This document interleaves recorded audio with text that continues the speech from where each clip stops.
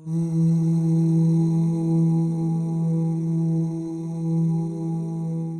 one of the four khulafa has a connection to Allah subhanahu wa ta'ala and an interaction with the angels that fits exactly what they are famous for.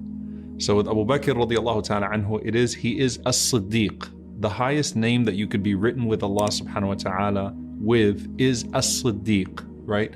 And there's even a hadith, حَتَّى يُكْتَبَ عِنْدَ اللَّهِ صِدِّيقٌ, that a person continues to tell the truth and do the actions of truth until they're written with Allah subhanahu wa ta'ala as a person of truth. So this name comes down from Jibreel alayhi salam to the Prophet sallallahu alaihi wasallam, and this is what he's known by. And Abu Bakr radiallahu anhu is a celebrity of sorts amongst the angels, right? On the Day of Judgment, they're all calling him to their gate of Jannah. And Umar radiallahu ta'ala anhu is the one who's in touch with the truth, right? The one who, subhanAllah, is speaking to the angels and the angels speak through him in regards to his judgment, in regards to his perception, because the shayateen would be nowhere around him.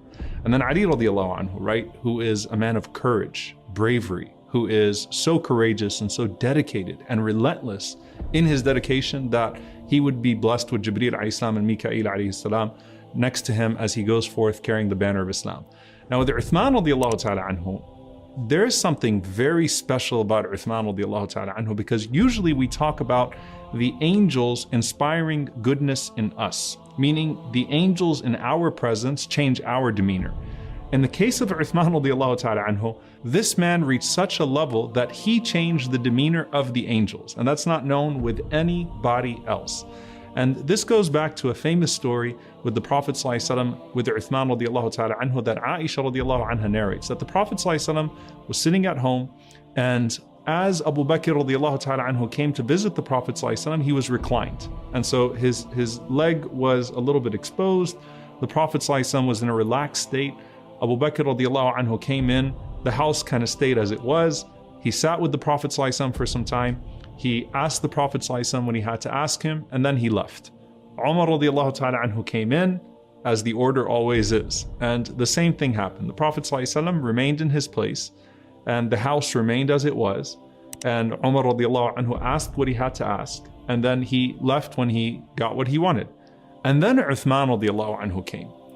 And Aisha radiallahu anha says the strangest thing happens, that the Prophet ﷺ suddenly starts to say, fix up the house, put the blanket here, and he sits up alayhi salatu wasalam and he fixes his garments.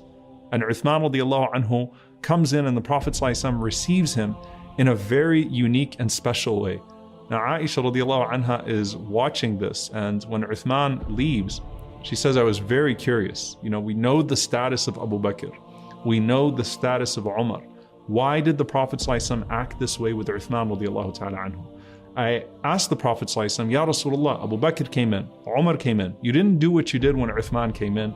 And the Prophet ﷺ said, Ala astahi mimman yastahi minhu al-malaika? Should I not be shy of someone whom the angels are shy from?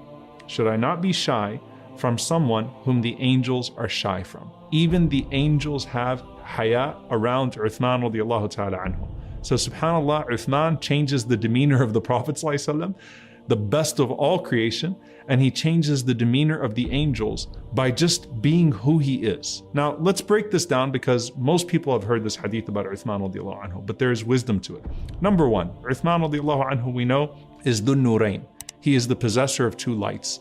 Someone who is so beloved to Allah subhanahu wa ta'ala that Allah subhanahu wa ta'ala blessed him by sending Jibreel alayhi salam to command the Prophet ﷺ to marry not one, but two of his daughters to Uthman, right? So when Ruqayya radiallahu anha passes away, the Prophet ﷺ receives a command through Jibreel alayhi salam to marry Kulthum radiallahu anha to Uthman radiallahu ta'ala anhu as well. So he's the possessor of two lights.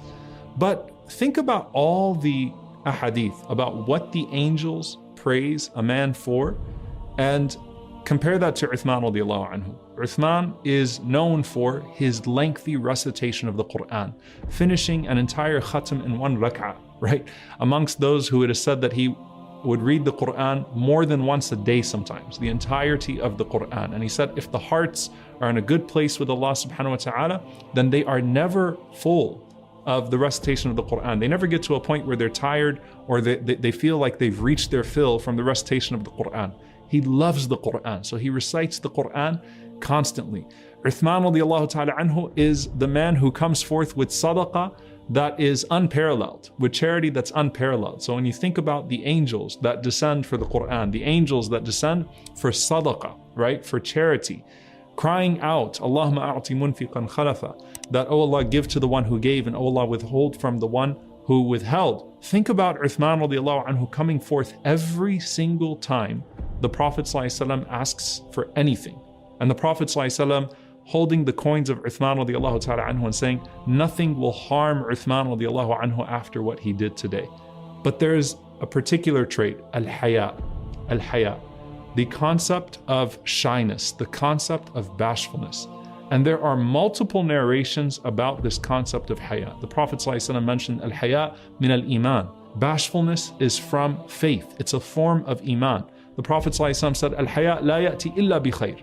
That anything that comes through haya, through this concept of modesty and shyness and bashfulness, anything that comes through it is good. Al-haya khayrun kullu.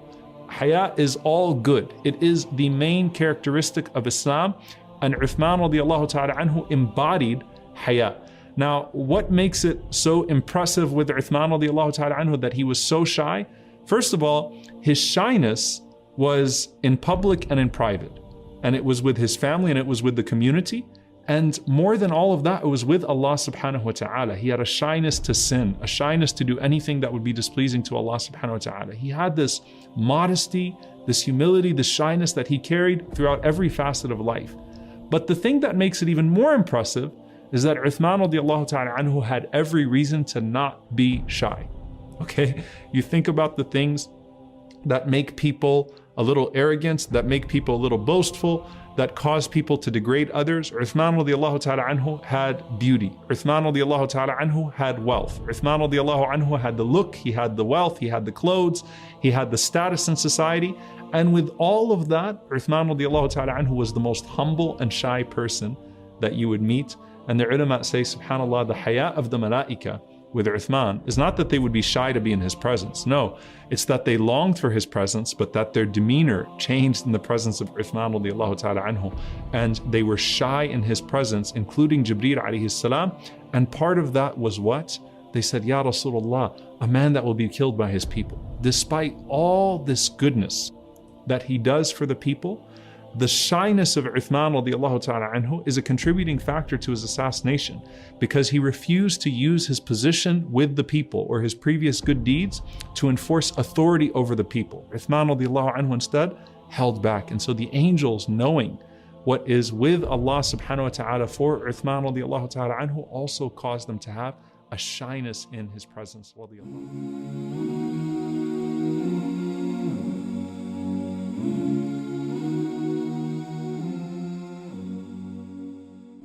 Are you tired of all these annoying ads on YouTube? Are you worried that a haram video might pop up? Well, the One Islam TV app is here to solve these problems, inshallah. The One Islam TV app is 100% free of any ads and is safe to browse for your peace of mind. Watch or listen to lectures and lessons while you work, rest, or drive with your device switched off. Watch videos on demand or download videos and watch offline. Watch hundreds of high-quality produced Islamic reminders, Quran learning videos, stories of the prophets, and so much more. 2 to 4 new videos uploaded daily, inshallah. One Islam TV is 100% run and owned by Muslims, which means a small amount you pay for your subscription is a SADAQAH JARIYAH, continuous charity for you, as we use the funds raised to continue producing more beneficial videos and reminders, inshallah. The One Islam TV app is now available on Apple devices, Apple TV, Android devices, Android TV, Amazon Fire TV, and Roku, so you can watch on most devices and smart TVs. Download now for a free 7-day trial. May Allah reward you for supporting our work.